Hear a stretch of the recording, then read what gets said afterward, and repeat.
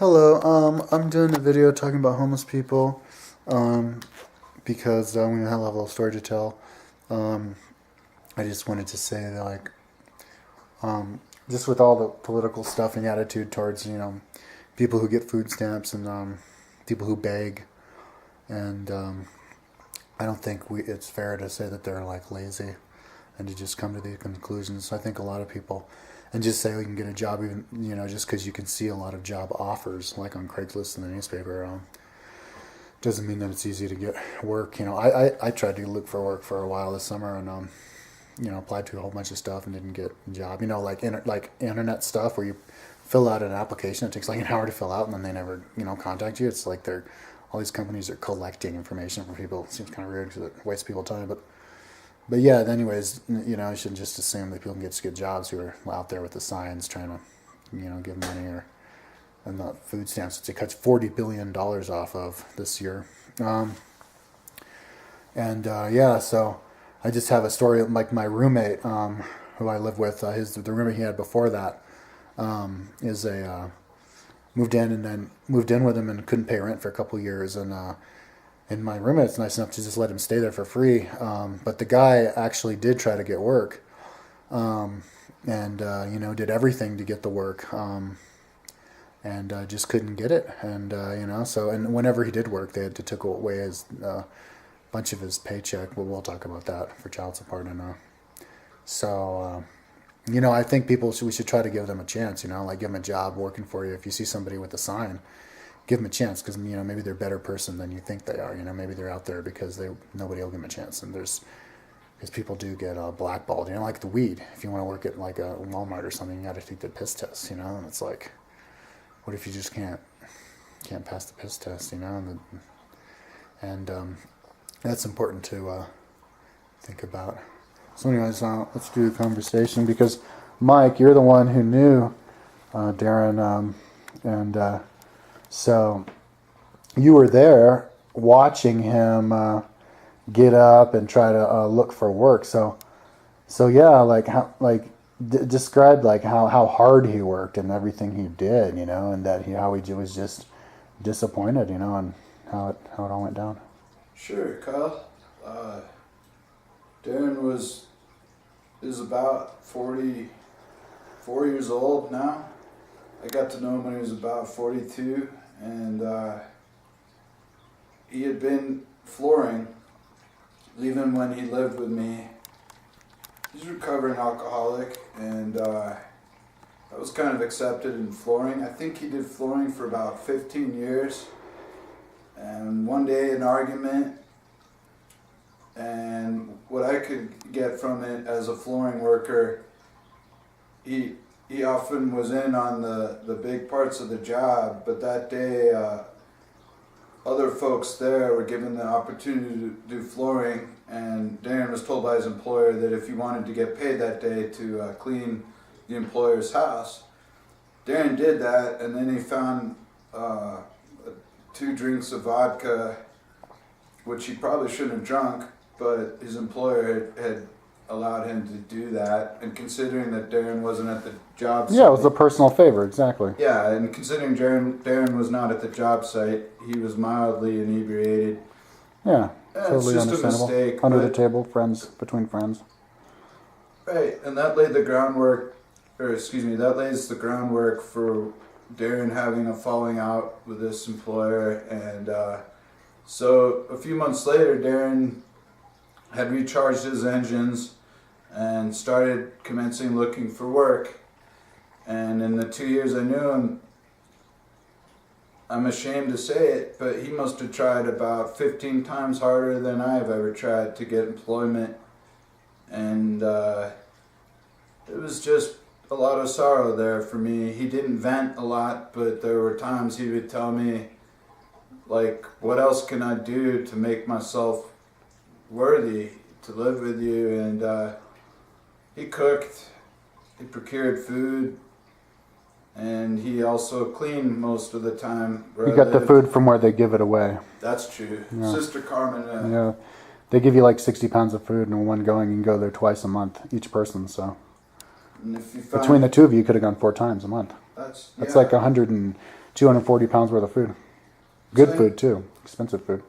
That's right, Kyle. And I knew at the time, and I still realize that on top of all these things, Darren was also trying desperately to procure employment, and just going through a lot of hardship. And so he ended up resorting to side jobs, and I felt he was manipulated or cheated half the time with the side jobs.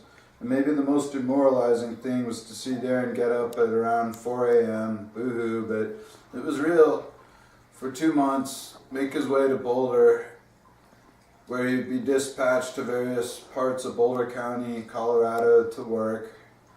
And interesting thing about that was 2 points real quick. Was one,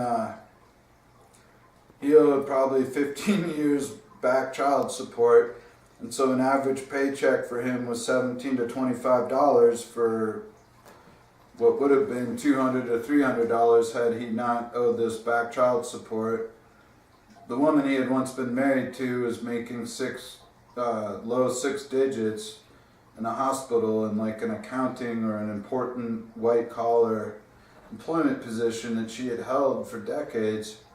She wasn't hurting, and Darren would bring home $17 to $25. He cried once because he wanted to give me $40 towards bills, and I just told him to use that money for cigarettes or for some coffee because I knew getting up at 4 a.m. in the morning was hurting him. And the other quick point was when he went back to his former lover Cheryl to talk it through, she blamed me for his problems because she felt that I had pushed him so hard to look for work that now he was really screwed, and he had to mull that over for a few weeks and decide whether I was worth being a friend anymore or not, because I suppose she's a pretty persuasive mind, and maybe she really felt that I had pushed a fellow human being way too hard, and that I had... So before he was living at your house for free, she was taking care of him basically. Oh no, he was working. I'm sorry, he was working. Yeah, and they were taking care of each other. However, I would admit that I believe Darren was, during his time of employment as flooring, where he got away with not paying child support, he was an alcoholic. Yeah, how many bottles of vodka did she find on her porch?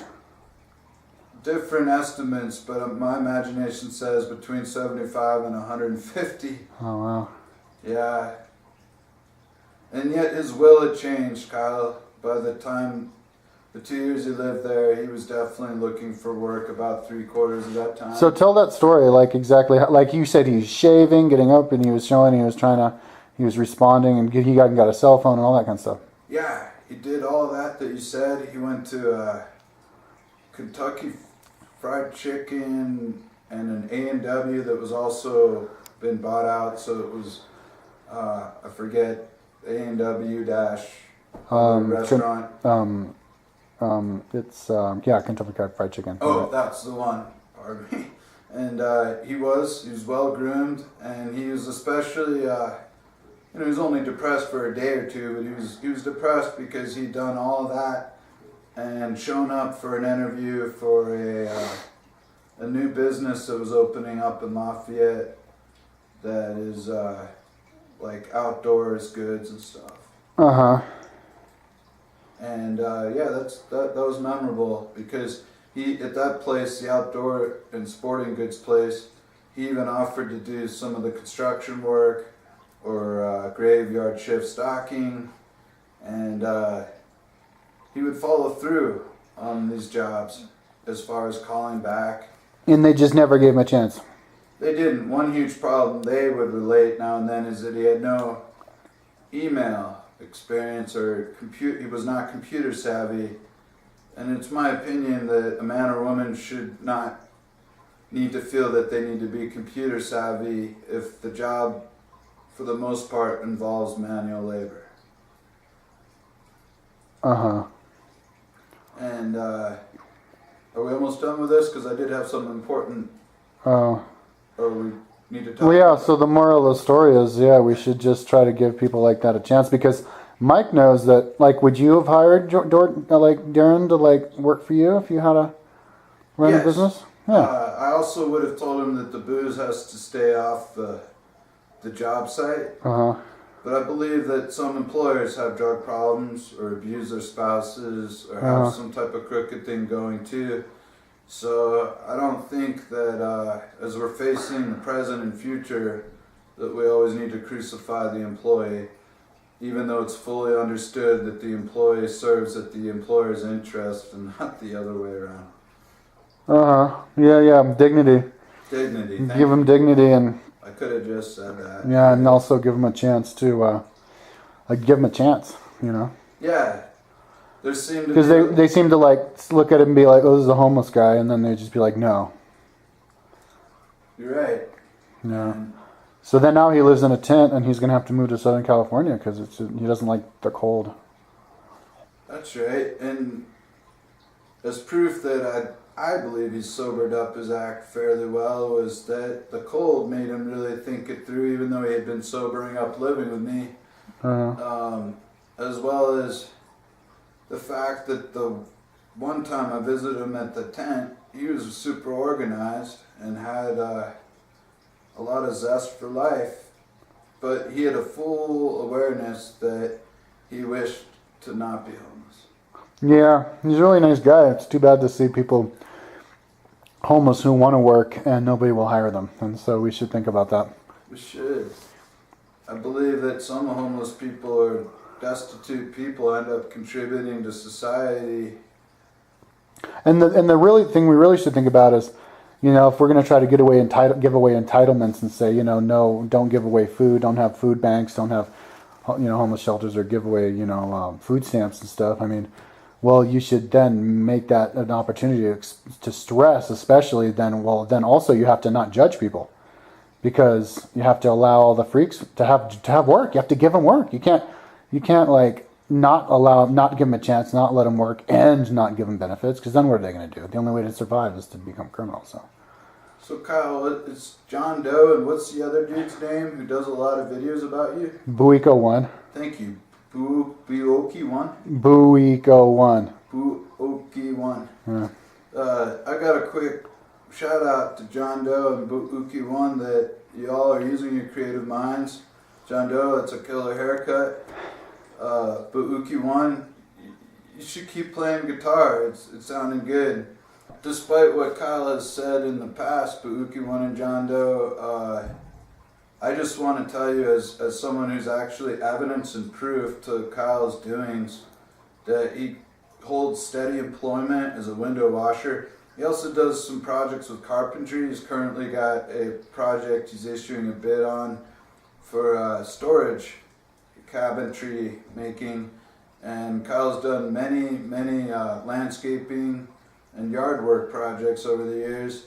While that might not sound impressive to the white collar worker, Kyle's steadily busy, he's employed, and you guys can go where you want with it, but I think, you know, that Kyle's a very productive human being, and power to you guys for talking about what you want on your YouTube channels, but you might want to realize that you haven't, you know, worked or been around Kyle, and so it's pretty much fiction what you two often talk about as far as Kyle.